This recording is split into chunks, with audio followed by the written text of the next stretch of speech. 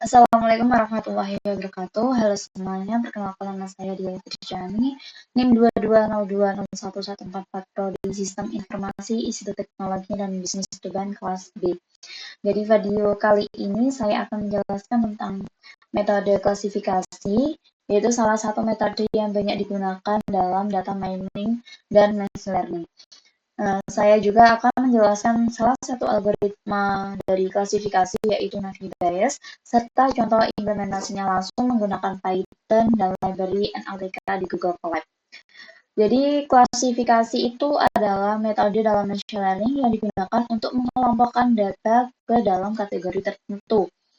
Nah, ini itu biasanya berdasarkan pola yang dipelajari dari data sebelumnya. Singkatnya, klasifikasi itu membantu komputer menebak kelas atau label dari sebuah data baru berdasarkan pengalaman dari data yang sudah ada. Penerapan klasifikasi di dunia kerja itu biasanya ada di perbankan, seperti klasifikasi nasabah, apakah layak mendapatkan kredit atau tidak. Kemudian di e-commerce itu menentukan apakah sebuah ulasan itu positif atau negatif. Kemudian di kesehatan, seperti memprediksi pasien yang berisiko terkena penyakit tertentu. Dan di email filtering itu seperti spam atau non-spam. Dengan kata lain, klasifikasi itu membantu proses pengambilan keputusan secara otomatis. Adapun kelebihan dan kekurangan dari klasifikasi itu sendiri, kalau kelebihannya itu mampu menangani data dalam jumlah besar, kemudian bisa digunakan dalam banyak bidang, kemudian hasil prediksinya itu cepat setelah mudah dilatih, dan metodenya fleksibel dan bisa digunakan untuk teks, angka, gambar, dan lainnya. Kalau kekurangannya itu membutuhkan data yang cukup banyak untuk mendapatkan hasil yang akurat. Kemudian ada hasil klasifikasi itu sangat bergantung pada kualitas data. Kemudian beberapa algoritma itu sudah dijelaskan akan membutuhkan waktu pelatihan yang lama. Adapun tahapan dari klasifikasi itu sendiri seperti pengumpulan data, yang kedua memprosesing data seperti membersihkan teks, kemudian pembagian dataset itu menjadi data lebih dan data diuji. Data latih dan data diuji. Kemudian training model itu menggunakan algoritma tertentu, kemudian ada testing model untuk mengevaluasi akurasi, dan yang terakhir prediksi data baru. Itu menggunakan model yang sudah dilatih.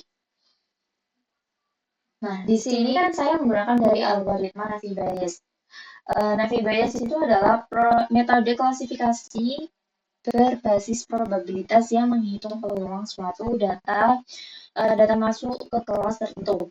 Disebut Navi itu karena algoritma ini mengasumsikan bahwa setiap fitur saling independen atau tidak saling mempengaruhi. Meskipun sederhana, Navi Bayes itu sangat kuat dan sering digunakan untuk tes klasifikasi seperti spam detection atau sentiment analysis. Oke, langsung saja di sini saya sudah ada coding. Kita langsung saja implementasikan dari kode klasifikasi ini sendiri menggunakan metode Navi Bayes, yaitu menggunakan Python di Google Colab. Karena saya sudah menyiapkan kodenya di sini, saya langsung copy saja. Jadi di pertama kodenya itu ada import library. Library yang kita butuhkan di sini adalah library dari NLTK. Nah, kemudian ada dataset seperti movie reviews dan modul random untuk mengacak data. Setelah itu kita mengunduh dataset itu di movie reviews bawaan dari NLTK sendiri. Kemudian ada dataset ini berisi ribuan review film dalam bahasa Inggris yang sudah diberi label POS dan NEC. Berikutnya kita membuat pemetaan label. Dari label asli berbahasa Inggris ini menjadi label bahasa Indonesia. Nah, label ini seperti POS ini kita ubah menjadi baik, dan label NEC ini kita ubah menjadi buruk. Hal ini membuat hasil prediksi nantinya jauh lebih mudah dipahami oleh pengguna di Indonesia. Nah, kemudian di sini kita memuat dataset sambil menerapkan label yang baru.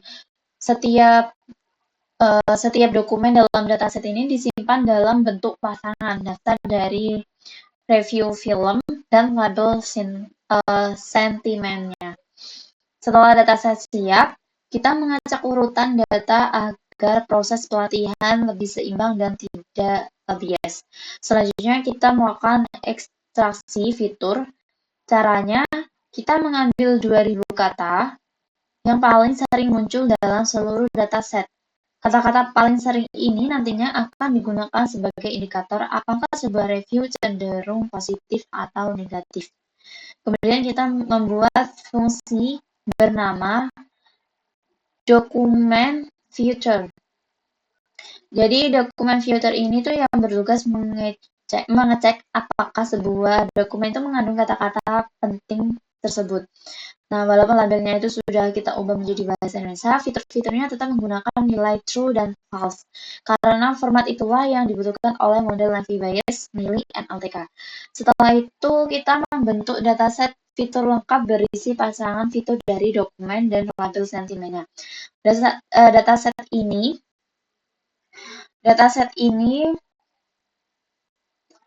kemudian kita bagi menjadi dua bagian. Nah, 100 data pertama sebagai data testing dan sisanya sebagai data training.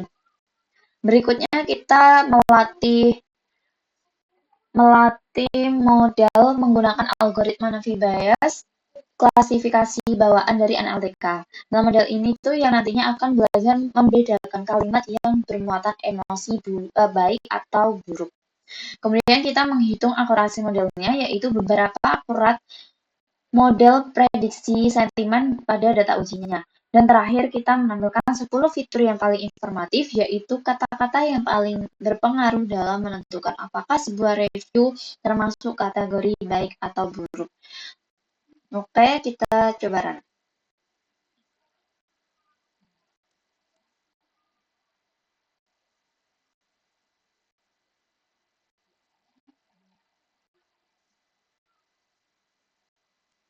Nah, setelah kita menjalankan kodenya, pertama-tama kita akan melihat nilai akurasi dari model. Biasanya akurasi berada di kisaran 70-85%, tergantung pembagian data acaknya. Di sini akurasi itu ada 0,89% yang menunjukkan seberapa bagus model mengenai pola kata dalam review film untuk menentukan sentimennya.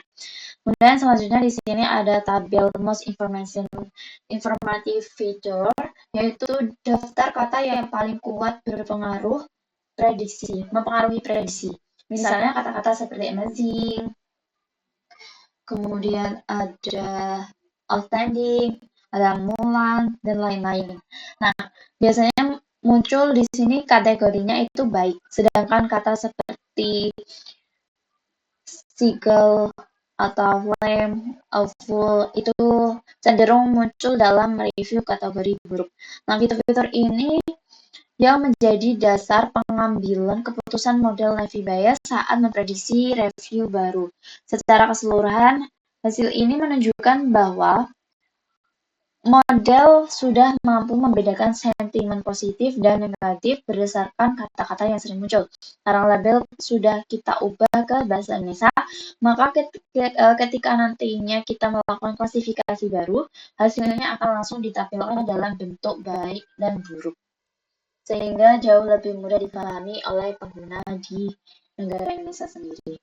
Nah, demikian penjelasan saya mengenai klasifikasi menggunakan model Navy Bayes dan contoh implementasinya langsung di Google Colab menggunakan library NLTK dan bahasanya Python.